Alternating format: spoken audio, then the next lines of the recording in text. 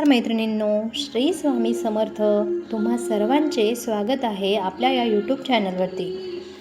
तुम्हाला माहिती आहे का, गुरुपौर्णिमेच्या दिवशी केलेली एक छोटी सेवा देखील आयुष्यभराचे पुण्य देऊ शकते.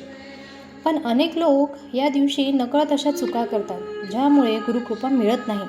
आज आपण जाणून घेणार आहोत गुरुपौर्णिमा म्हणजे नेमकं काय, या दिवशी काय करावे, कोणती सेवा करावी आणि गुरुपौर्णिमेची अद्भुत कथा. त्यामुळे व्हिडिओला शेवटपर्यंत नक्की बघा.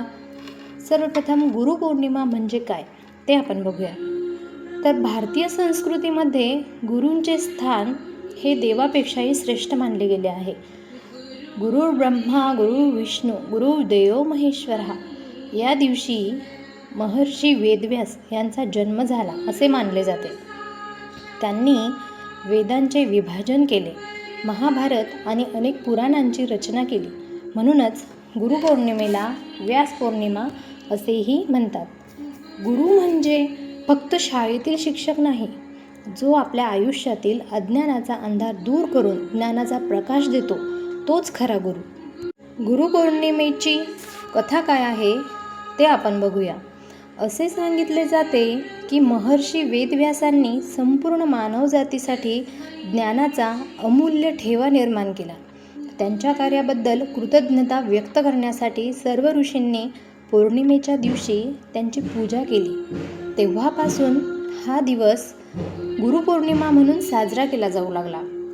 भारतीय परंपरेत गुरुशिवाय ज्ञान प्राप्त होत नाही, ज्ञानाशिवाय विवेक येत नाही आणि विवेकाशिवाय जीवन योग्य मार्गावर देखील जात नाही.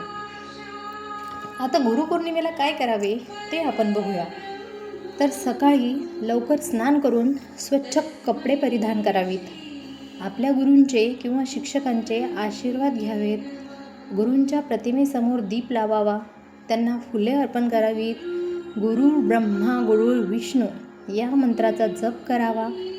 भगवद्गीता, ज्ञानेश्वरी किंवा इतर धार्मिक ग्रंथांचे वाचन करावे. आपल्या आईवडिलांना नमस्कार करावा, कारण शास्त्रानुसार पहिले गुरु म्हणजे आईवडील. गुरुचरित्र, श्री स्वामी चरित्र, गजानन महाराजांचा भक्तिविजय ग्रंथ हे अध्याय देखील आपण वाचू शकतो. या दिवशी कोणती सेवा करावी ते आपण बघूया. गुरुपौर्णिमेला केलेली सेवा अत्यंत पुण्यदायी मानली जाते. गरजू विद्यार्थ्यांना पुस्तके दान करा, एखाद्या गरीब मुलाच्या शिक्षणासाठी मदत करा, वृद्धाश्रम किंवा अनाथ आश्रमात फळे वाटू शकता, पक्ष्यांना पाणी ठेवा, गायींना चारा द्या, मंदिरात स्वयंसेवा करा, झाडे लावा, आपल्या शिक्षकांचे मनापासून आभार माना. सर्वात मोठी सेवा म्हणजे आपल्या गुरूंनी दिलेले चांगले संस्कार आयुष्यात प्रत्यक्ष आचरणात आणणे. आणि कोणत्या चुका टाळायच्या आहेत, आपल्याला कोणत्या चुका करायच्या नाही आहेत गुरुपौर्णिमेच्या दिवशी ते आपण बघूया. सर्वप्रथम गुरूंचा अपमान करू नका, आईवडिलांशी उद्धटपणे वागू नका, मित्रपरिवार, पत्नी सर्वांसोबत व्यवस्थित वागा, अहंकार ठेवू नका, कोणालाही दुखवू नका, खोटे बोलणे आणि वाईट कृत्ये टाळा. लक्षात ठेवा, जीवनात पैसा, पद आणि प्रसिद्धी पुन्हा मिळू शकते, पण योग्य गुरु मिळणे हे प्रत्येकाच्या नशिबात नसते. जर तुमच्या आयुष्यात असा एखादा व्यक्ती असेल ज्याने तुम्हाला योग्य मार्ग दाखवला असेल, तर आजच्या दिवशी त्यांना मनापासून धन्यवाद नक्की म्हणा, कारण गुरूंचा आशीर्वाद हेच आयुष्यातील सर्वात मोठे धन आहे. जर हा व्हिडिओ तुम्हाला आवडला असेल तर तो आपल्या मित्रपरिवारासोबत नक्की शेअर करा. अवधूत चिंतन श्री गुरुदेव दत्त. श्री स्वामी समर्थ.